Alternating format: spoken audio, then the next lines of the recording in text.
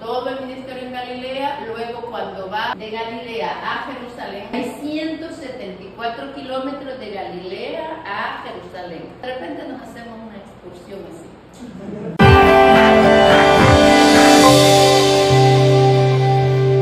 Bienvenidos una vez más a nuestra clase de Biblia. Hoy vamos a estudiar el Evangelio según San Lucas. Nos toca el Evangelio según San Lucas y voy a leer para empezar algunas notas del libro de lecciones bíblicas de don José Miguel Miranda.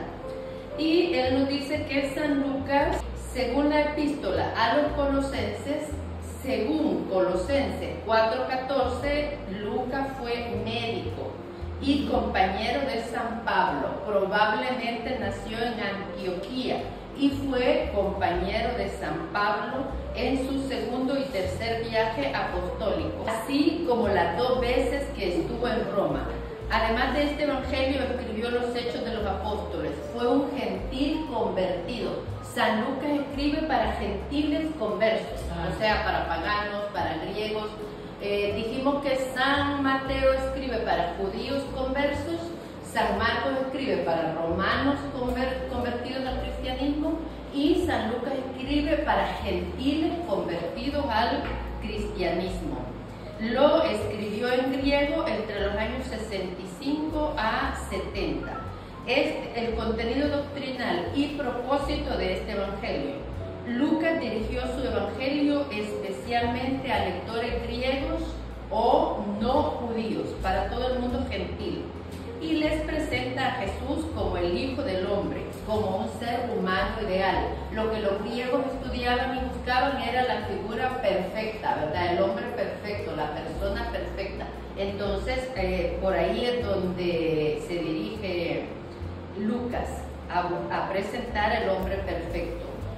Luego, los pasajes más importantes de San Lucas son el relato del nacimiento e infancia de Jesús, que amplía mucho más los detalles de este evangelio. Luego, el testimonio de Dios a favor de su Hijo, el anuncio de Jesús como el ungido y la misión del Hijo del Hombre. Aparte de esto, es digno de notarse en el tema de Lucas sobre la misericordia de Dios para con el hombre, expresado a través de parábolas tan emotivas como la oveja perdida y el hijo pródigo. También es digno de tenerse en cuenta la prominencia que da en su evangelio la persona del Espíritu Santo, tanto en Cristo como en otros personajes que aparecen alrededor de él, como Zacarías, Isabel, Simeón, María.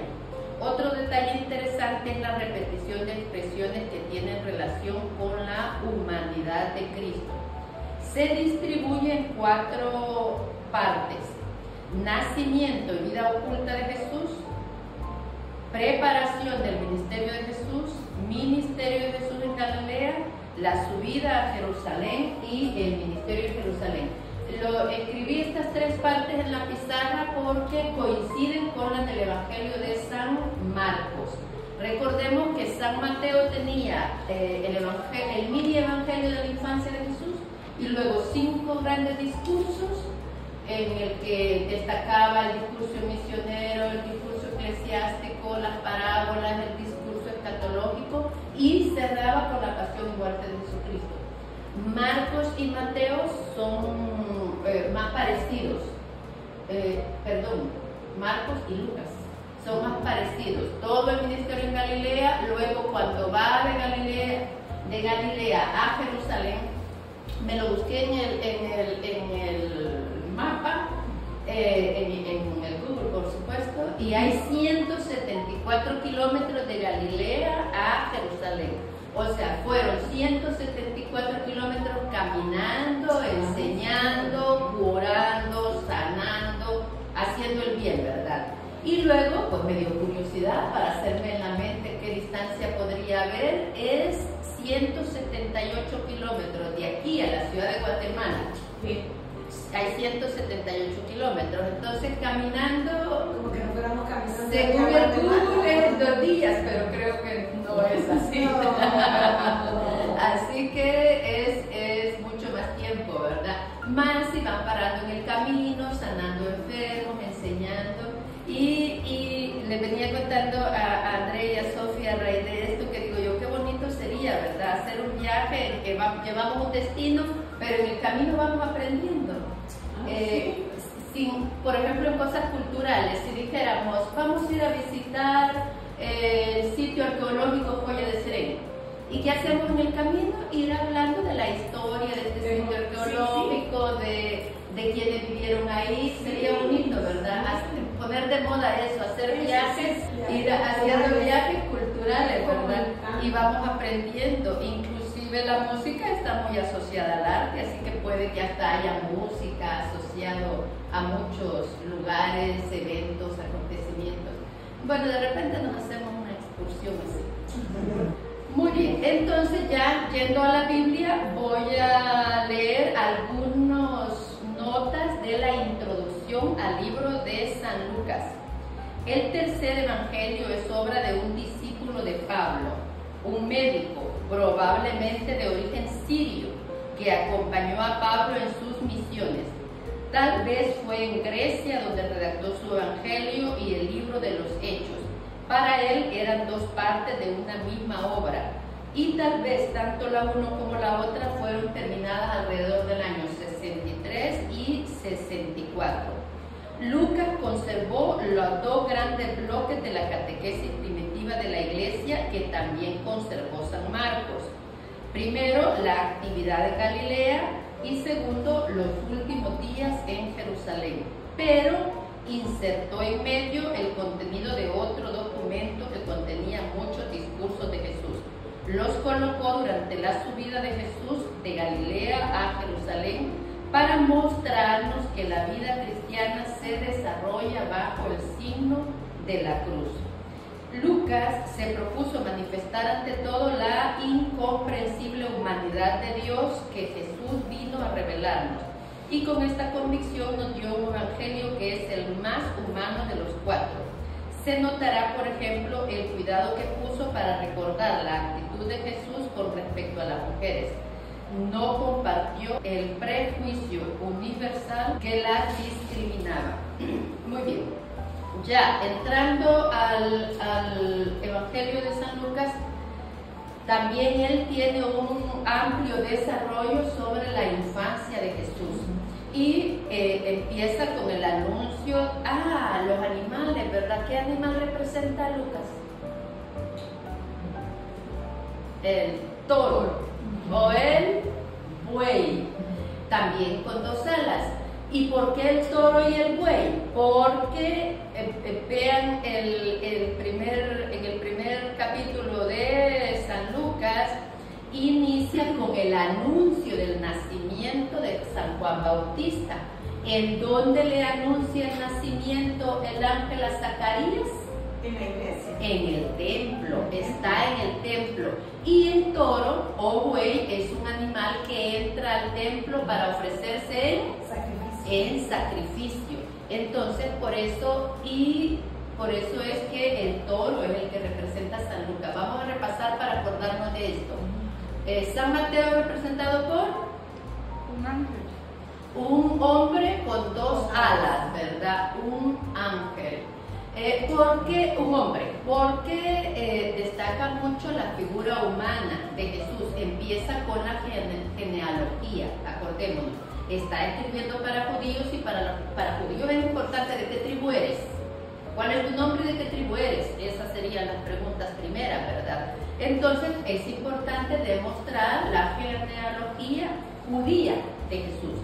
Luego dijimos que San Marcos es representado por un león, porque empieza con Juan en el desierto y el león es un animal del desierto. Luego ahora Lucas, un toro, porque él empieza en el templo y el toro entra al templo para los sacrificios. La próxima clase también lo vamos a repasar porque ya vamos a decir a San Juan y vamos a completar los 4 evangelistas. Muy bien. Y entonces, como ya dijimos, empieza, ¿verdad?, con el anuncio del nacimiento de Juan.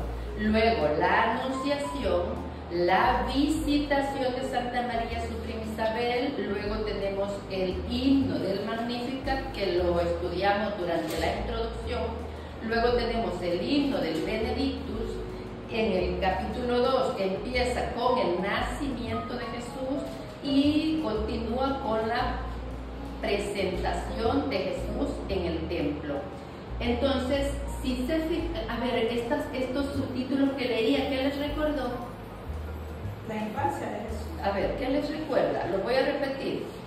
El anuncio del ángel a Zacarías, la anunciación del ángel a María, la visita de María a Isabel, y luego el nacimiento de Jesús y la presentación de Jesús en el templo. ¿Qué le recuerda? Misterios gozosos, los misterios gozosos. Entonces, al terminar los 4 evangelios, si les parece bien, vamos a hacer un recorrido por los 20 misterios, ubicándolos en las citas bíblicas, para que también tengamos claro, ¿verdad?, que son vivencias, que son bíblicos y que son vivencias de Jesús y María que encontramos en el Evangelio. Por eso me voy a ir directo al capítulo 3, que empieza con San Juan Bautista prepara el camino del Señor. Vamos a leer capítulo 3, versículo 1. Juan Bautista prepara el camino del Señor. Era el año 15 del reinado del emperador Tiberio. Poncio Pilato era gobernador de Judea, Herodes gobernaba en Galilea. Para el final tenemos que acordarnos de esto, ¿verdad? Pilato era gobernador de Judea y Herodes era gobernador de Galilea. Esto tiene importancia cuando vemos que estamos ya en el juicio a Jesús. Su hermano Filipo en Iturea y Traconítide y Lisanías en Abilene. Anás y Caifás eran los jefes de los sacerdotes.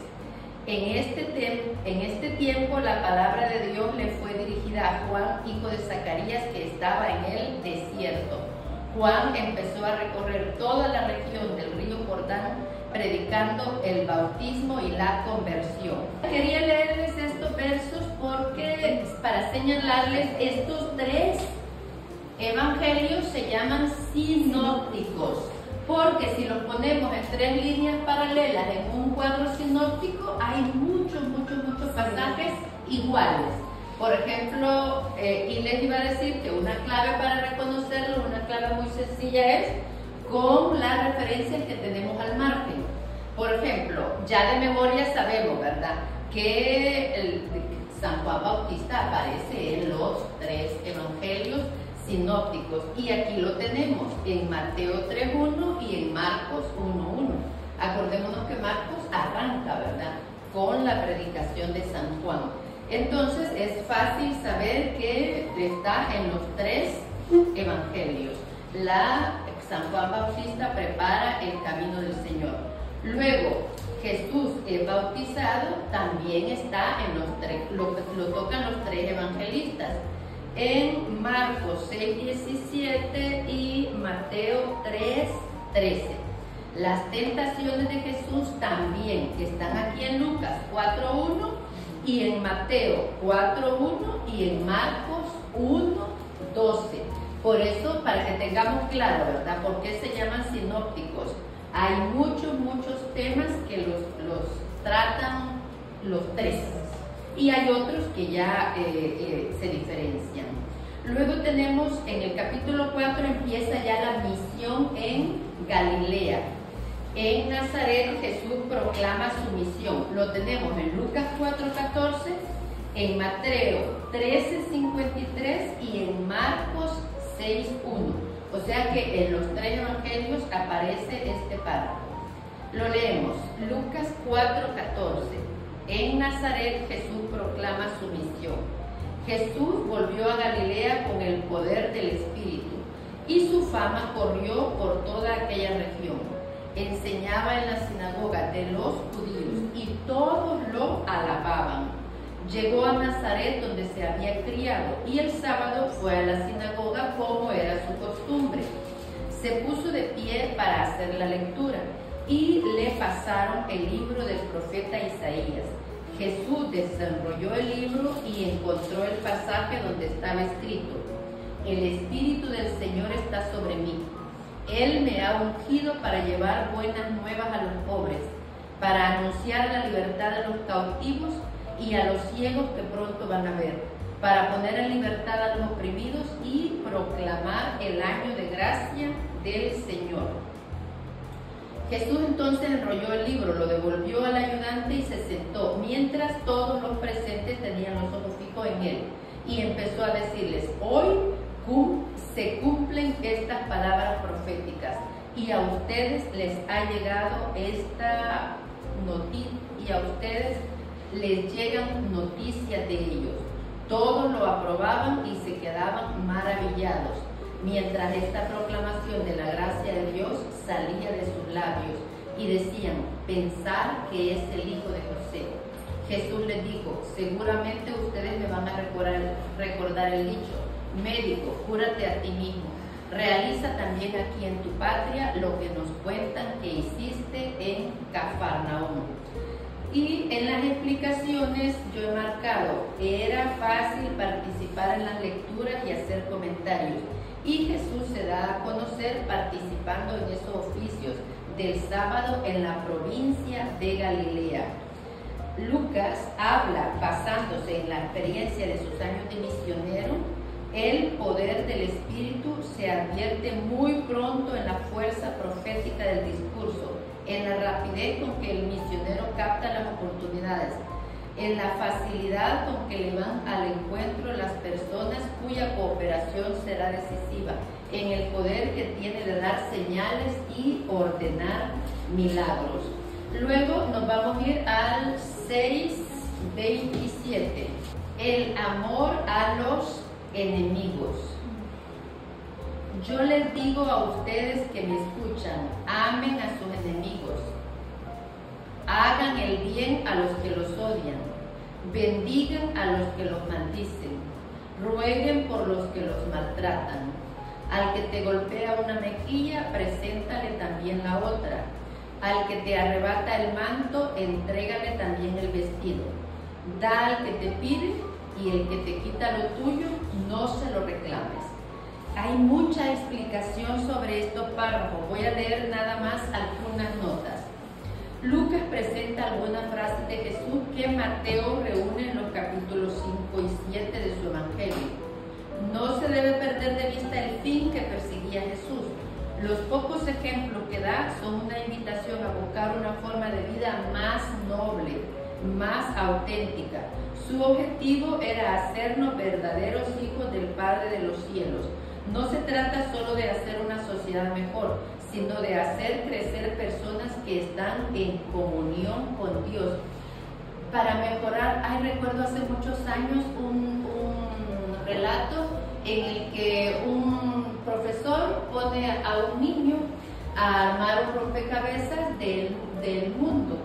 Y entonces dice: bueno, se va a entretener ahí una media hora.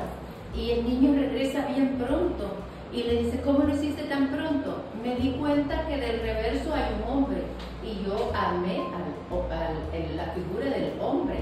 Entonces esto me recuerda que este era el mensaje en ese relato, que para restaurar la sociedad, para restaurar el mundo, ¿qué hay que restaurar?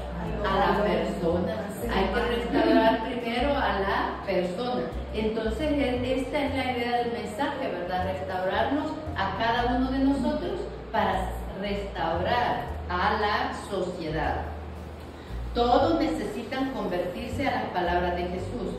Los oprimidos no es que sean inocentes, habrían conseguido una fuerza moral capaz de renovar el mundo si no se quedasen paralizados por el miedo, el espíritu de división o la codicia de la ventaja que les ofrece el opresor, ¿verdad? Vivimos quejándonos de los males y a veces por miedo, por comodidad, no actuamos. Entonces, vean, la misma escritura nos llama, ¿verdad?, a ser valientes también nosotros y a actuar. Luego voy a leer Lucas 6:35. Amen a sus enemigos, hagan el bien y presten sin esperar nada a cambio. Entonces la recompensa de ustedes será grande y serán hijos del Altísimo, que es bueno con los ingratos y los pecadores. Sean compasivos como es compasivo el Padre de ustedes. No juzguen y no serán juzgados. No condenen y no serán condenados. Perdonen y serán perdonados. Den y se les dará. Se les echará en su delantal una medida colmada, apretada y rebosante. Porque la medida que ustedes midan, porque con la medida que ustedes midan, serán medidos ustedes. Y en las explicaciones dice: nuestra perfección está en imitar al Padre. Muchas veces decimos, ¿verdad? ¿Y cuál será la voluntad de Dios para mí? ¿Qué espera Dios de mí? Pues acá lo tenemos claro: amen a sus enemigos, presten sin esperar, sean compasivos, den y se les dará, no juzguen y no serán juzgados. Acá en la Escritura lo encontramos claro. Nuestra perfección está en imitar al Padre. El modo de llegar a ser como Dios es practicar la misericordia. Así escrito parece sencillo, ¿verdad? ¿Cuál es el modo de parecernos a Dios? Pues practicar la misericordia. Vamos a pasarnos al capítulo 9, versículo 3. Jesús les dijo: no lleven nada para el camino, ni bolsa colgada del bastón, ni pan, ni plata, ni siquiera vestido de repuesto. Cuando lo reciben en una casa, quédense en ella hasta que se vayan de ese lugar.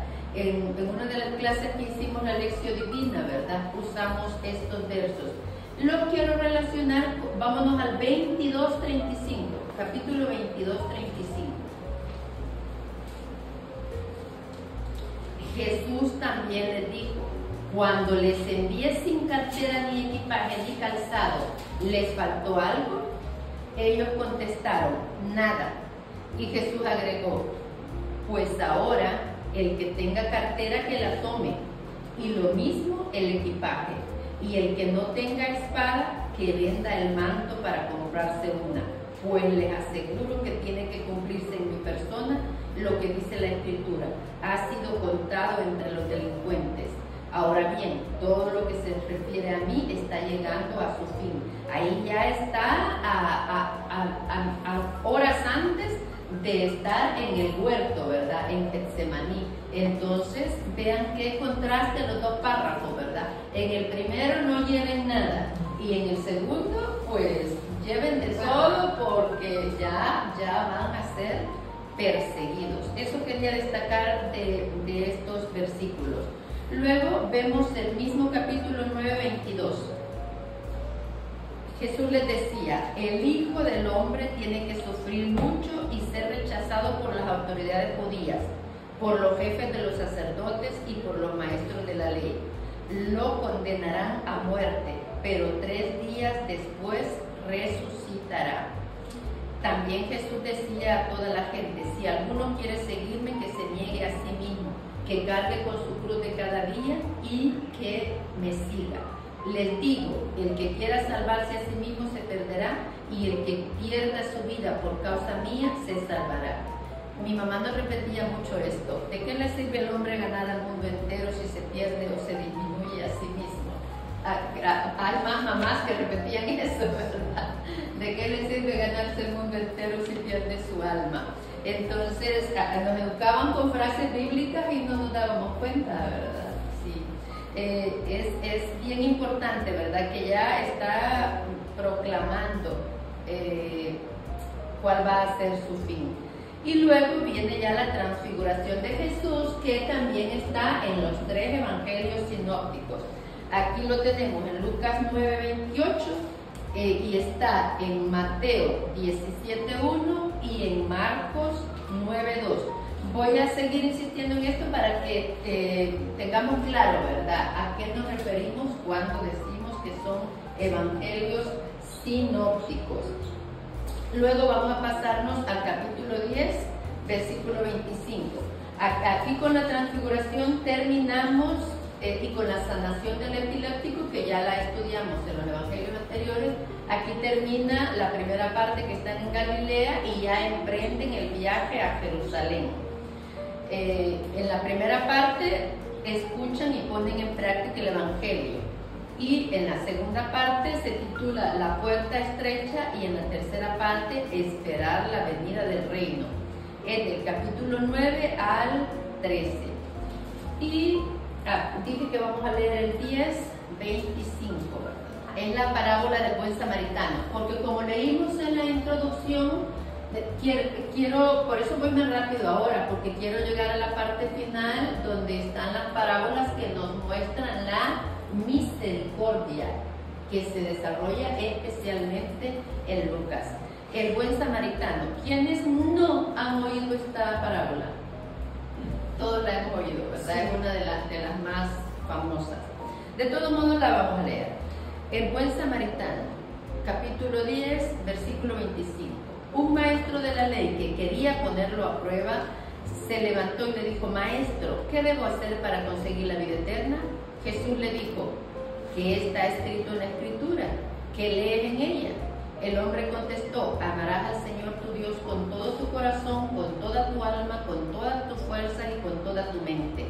Y amarás al prójimo como a ti mismo. En las explicaciones dice: otra vez tenemos un cuadro en que Lucas junta dos hechos diferentes, o más a menudo un hecho y una parábola, porque el Evangelio no es solo una colección de hechos o discursos, sino que se debe establecer un orden, mostrar las grandes líneas del mensaje, resaltar la figura del Hijo de Dios hecho hombre. Esa es la misión que le ha sido confiada al evangelista. Lucas recuerda la respuesta de Jesús al que le interrogaba sobre el primer mandamiento y agrega una parábola sobre el segundo mandamiento. Y es lo que viene a continuación. Jesús le dijo, estoy en el versículo 28, Jesús le dijo: excelente respuesta, haz esto y vivirás. El otro, que quería justificar su pregunta, replicó: ¿y quién es mi prójimo? Jesús empezó a decir: bajaba un hombre por el camino de Jerusalén a Jericó y cayó en manos de bandidos, que lo despojaron de su ropa, lo golpearon y se marcharon dejándolo medio muerto. Bajaba por ese mismo camino un sacerdote, lo vio, dio un rodeo. Lo mismo hizo un levita que llegó a ese lugar, lo vio, dio un rodeo y pasó de largo. Un samaritano también pasó por aquel camino y lo vio, pero este se compadeció de él. Se acercó, curó sus heridas con aceite y vino y se las vendó. Después lo montó sobre el animal que traía, lo condujo a una posada y se encargó de cuidarlo.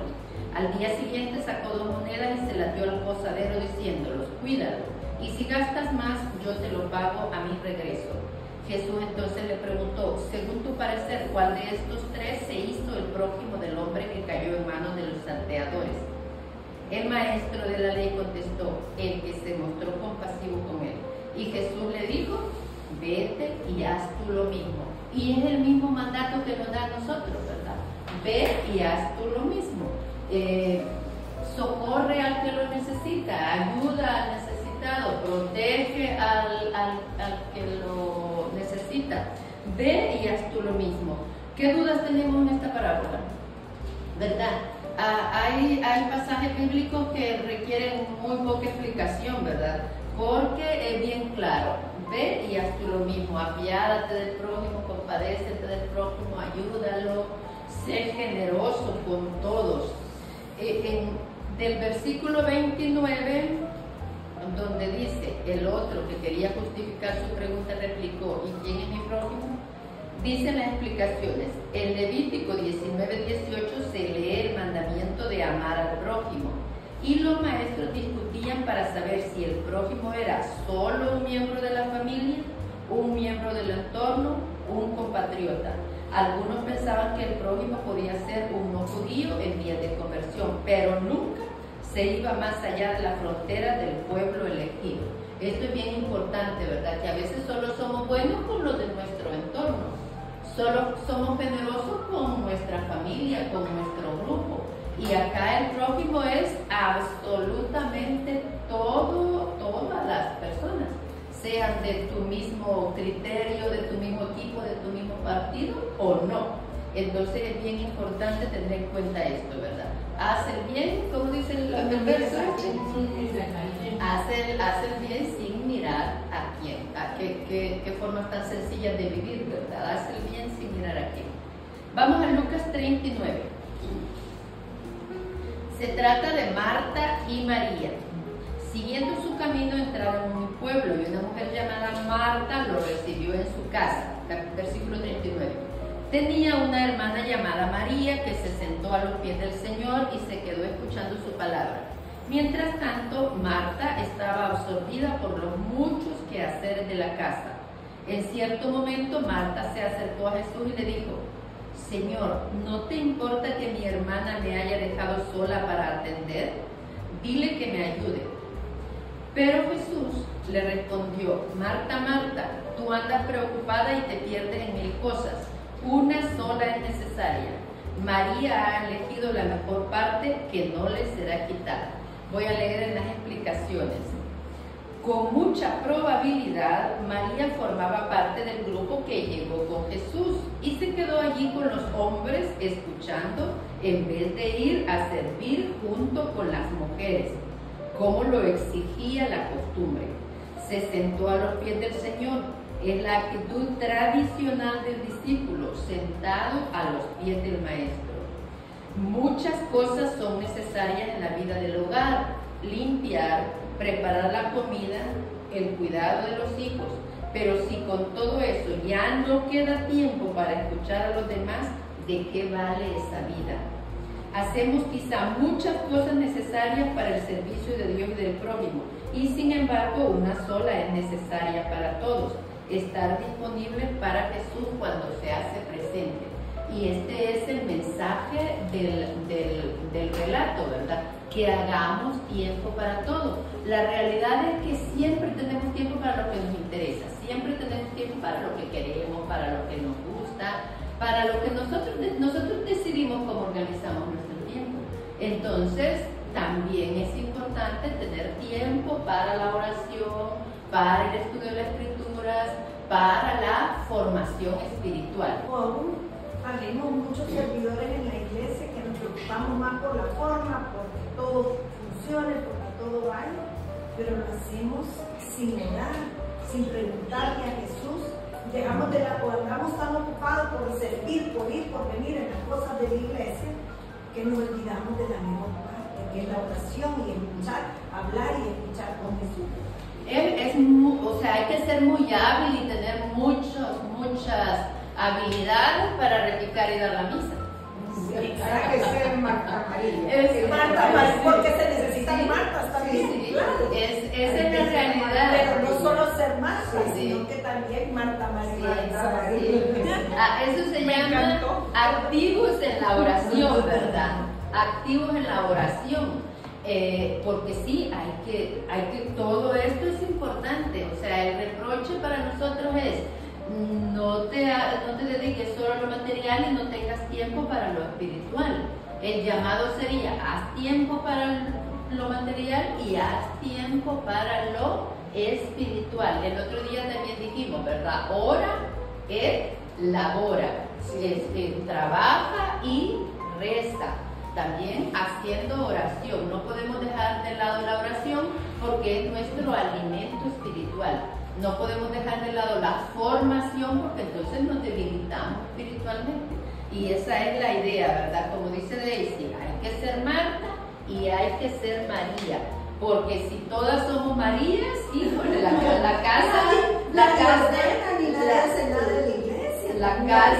iglesia, el trabajo, todo se nos derrumba, ¿verdad? Sí, Marta María. Necesitamos ser Marta y ser María, activos en la oración. Luego nos vamos a pasar al capítulo 15, versículo 11.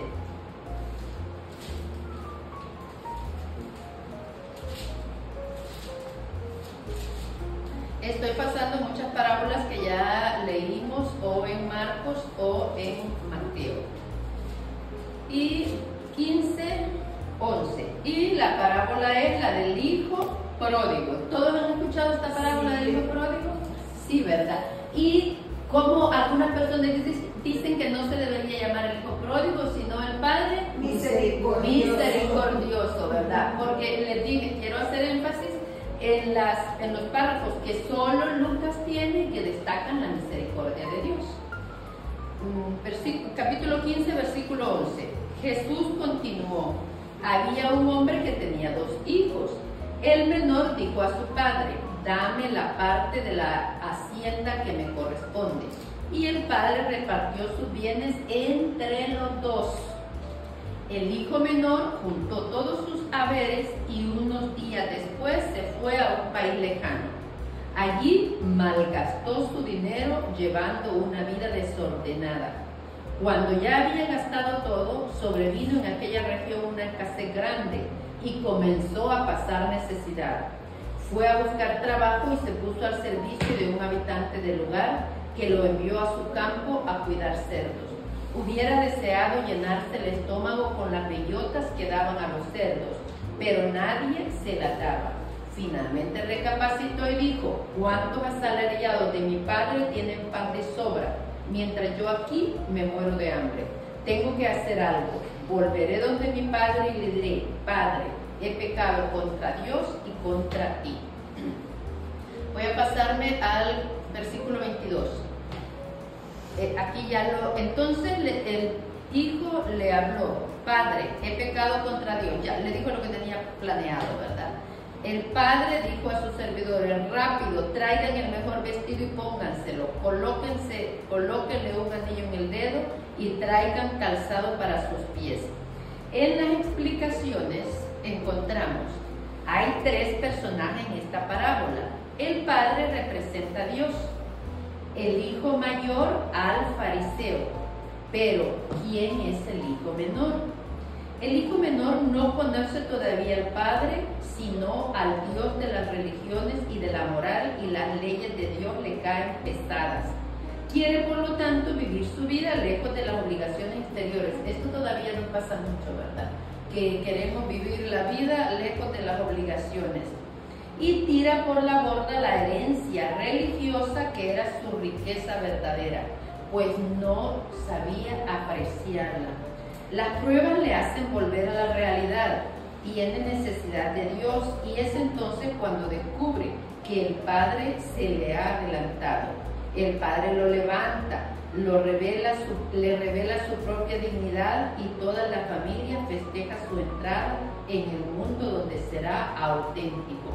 Luego las explicaciones respecto al anillo dice: el anillo es al mismo tiempo un sello y permite firmar. El calzado de rico, la túnica, el hijo pródigo recupera sus derechos y su dignidad. Entonces, cuando nosotros, eso pasa todos los días, ¿verdad? Que nos retiramos de la casa del Padre y cuando volvemos es así como nos recibe, con total misericordia. En el versículo 25, el hijo mayor estaba en el campo. Al volver, cuando se acercaba a la casa, oyó la orquesta y el baile. Llamó a uno de los muchachos y le preguntó: ¿qué significa todo esto?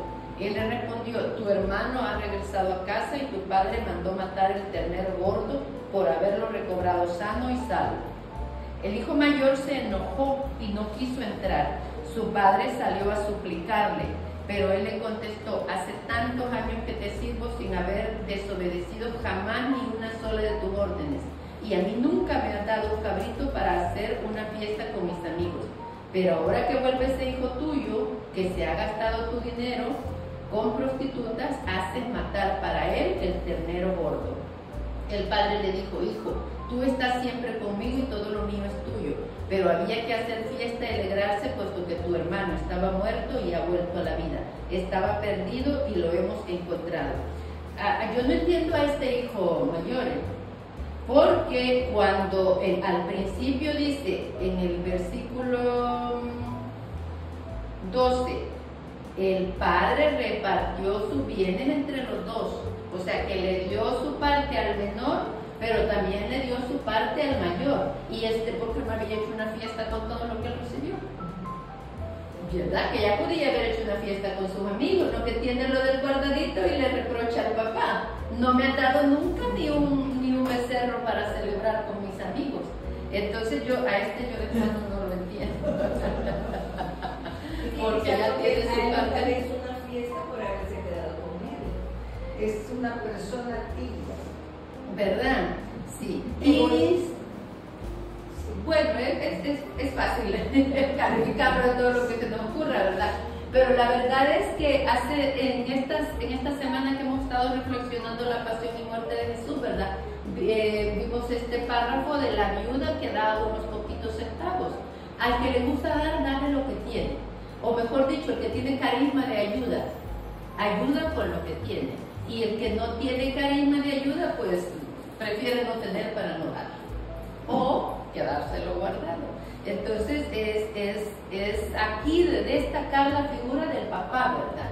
El papá es bueno con los dos y a los dos los acoge con los brazos abiertos, porque le dice, lo mío es tuyo. Entonces aquí los hijos, ¿verdad? Son los que, como dice la explicación, no han comprendido la herencia religiosa que tienen y ni la aprecian ni la viven. Voy a leer un poquito más de las explicaciones. Nos invita además a mirar con otros ojos los años que hayamos podido pasar en la ignorancia de Dios antes de ser tocados por la conversión. Años perdidos. Tal vez fueron el tiempo previsto por Dios para que tuviéramos una experiencia de nuestra miseria. Era necesario haber desperdiciado mucho para saber decir simplemente Padre nuestro. A veces es eso, ¿verdad? Que tenemos que conocernos a nosotros mismos para poder valorar el amor de Dios y la influencia de Dios en nosotros, para valorar la necesidad que tenemos de Dios. Vamos a ir al 19:1, que es el relato de Zaqueo, Jesús y Zaqueo.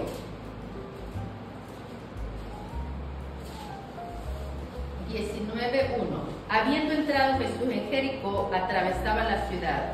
Allí había un hombre llamado Zaqueo, que era jefe de los cobradores de impuestos y muy rico. Y en las explicaciones nos dice, Zaqueo de ningún modo era un empleado cualquiera, como Mateo, sino uno de los gordos que se había enriquecido a costa de los demás. Pero Dios no está ausente tampoco de la vida de los aprovechadores y de los corruptos. Las faltas contra la moral no indican todo lo que hay en el corazón humano.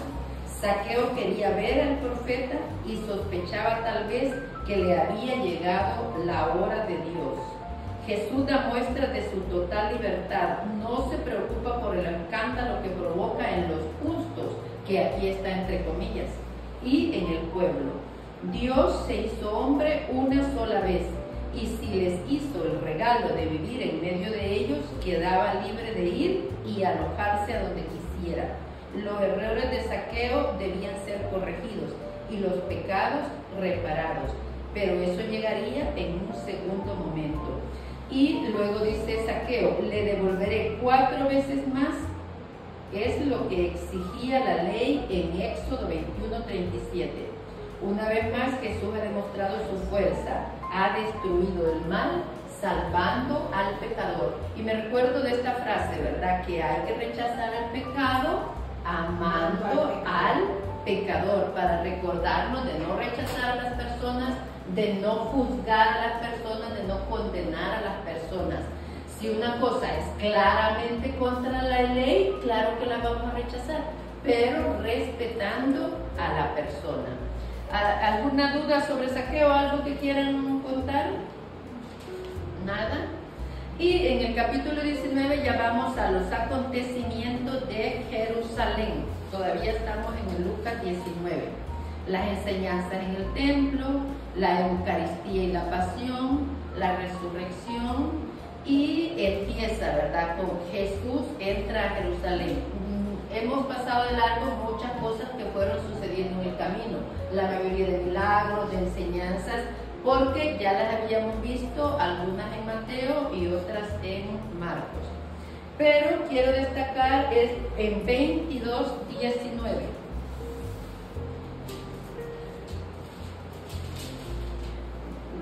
19. Voy a ir desde 22:14, la cena del Señor. Llegada la hora, Jesús se puso a la mesa con los apóstoles y les dijo: yo tenía gran deseo de comer esta Pascua con ustedes antes de padecer, porque les digo que ya no la volveré a comer hasta que sea la nueva y perfecta Pascua en el reino de Dios.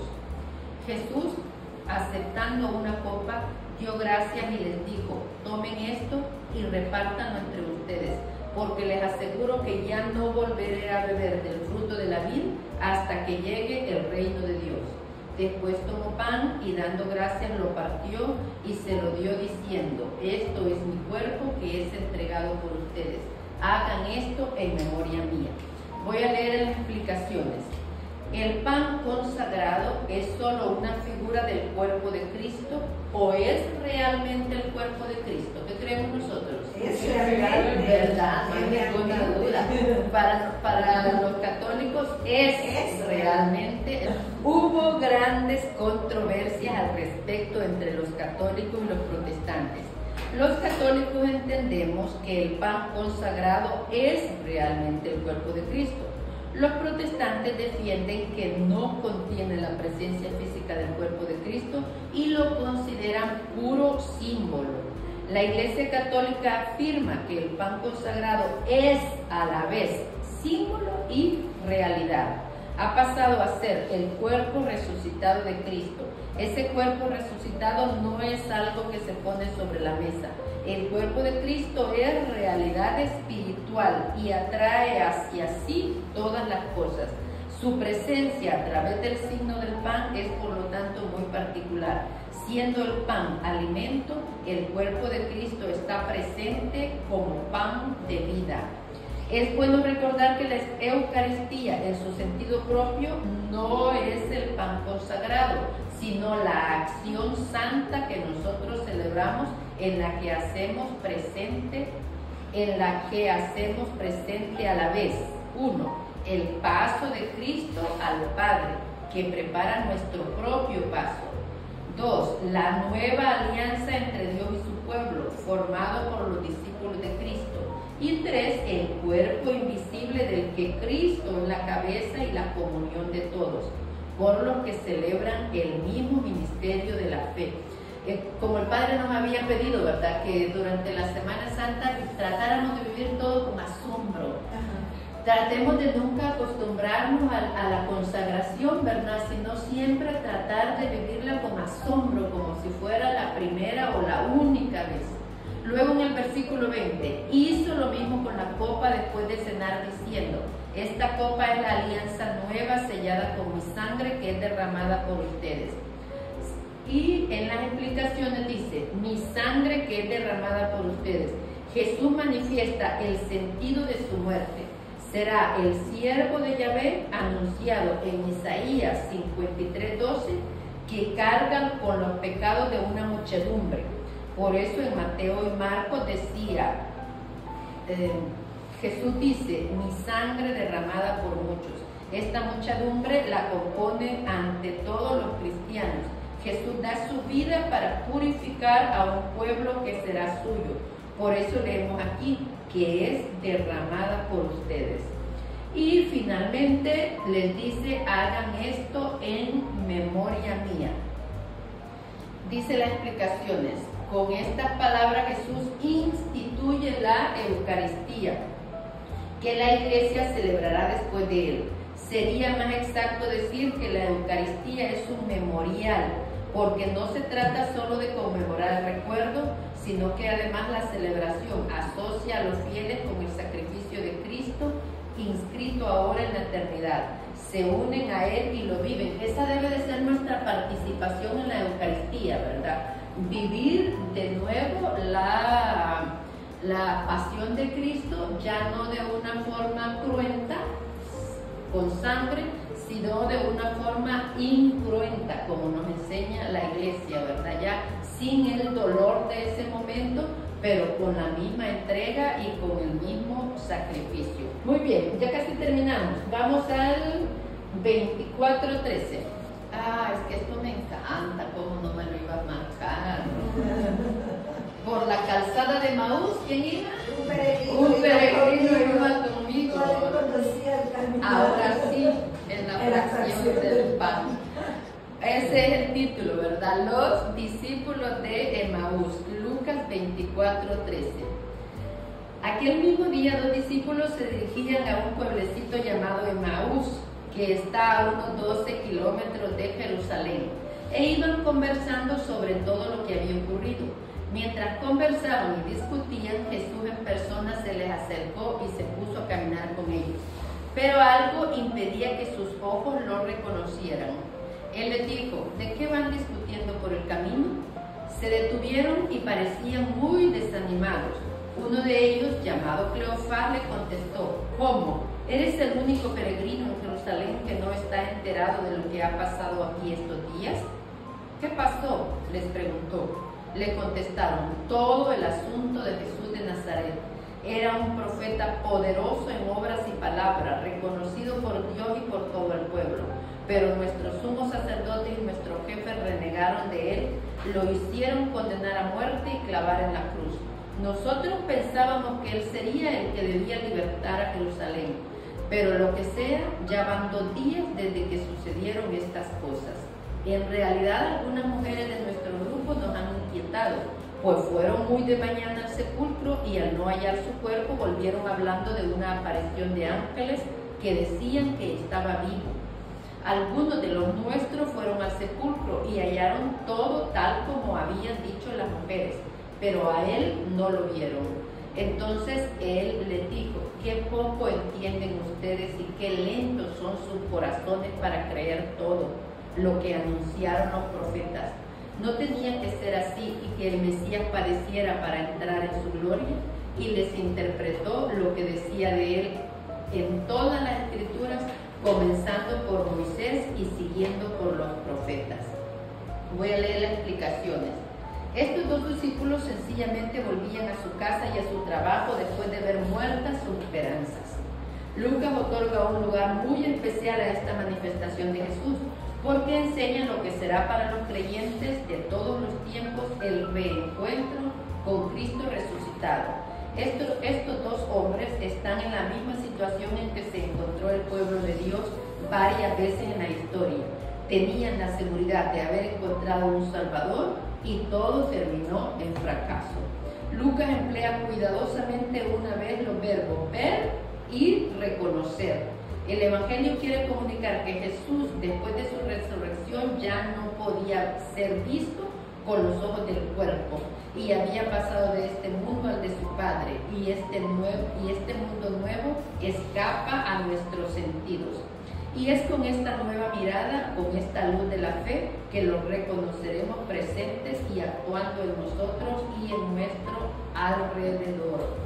Qué hermoso pasaje, ¿verdad? Que Jesús les explica todo lo que se decía de él en Moisés y en los profetas, lo que nos falta a nosotros por estudiar, ¿verdad? Y luego, para cerrar, vamos al 24:45. Trata de las últimas instrucciones, ¿verdad?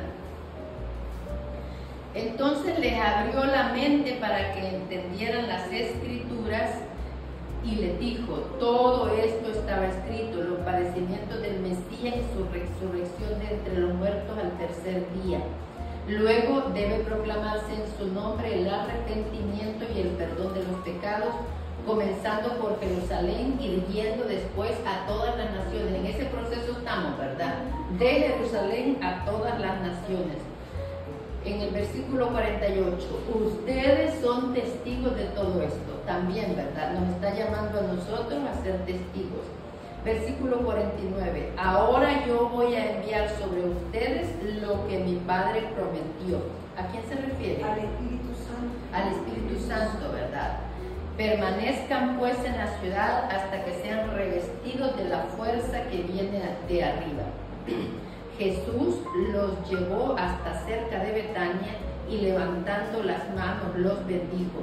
Mientras los bendecía, se separó de ellos y fue llevado al cielo. Ellos se postraron ante él. Después volvieron llenos de gozo a Jerusalén y continuamente estaban en el templo alabando a Dios. Voy a leer las explicaciones del versículo 49. Voy a enviar sobre ustedes lo que mi Padre prometió. Jesús no podía afirmar con más fuerza su autoridad divina y la unidad de las tres personas divinas. Permanezcan en la ciudad. Los apóstoles no están todavía en condiciones de empezar su misión.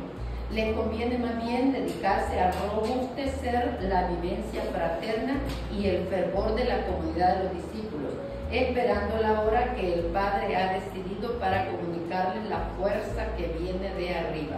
Y aquí termina el Evangelio según San Lucas. Bueno, ya terminamos entonces, ¿verdad? Los tres evangelios sinópticos. Y nos queda para la próxima clase, primero Dios, el Evangelio de San Juan. ¿Qué les tenemos que decir a nuestros amigos del YouTube?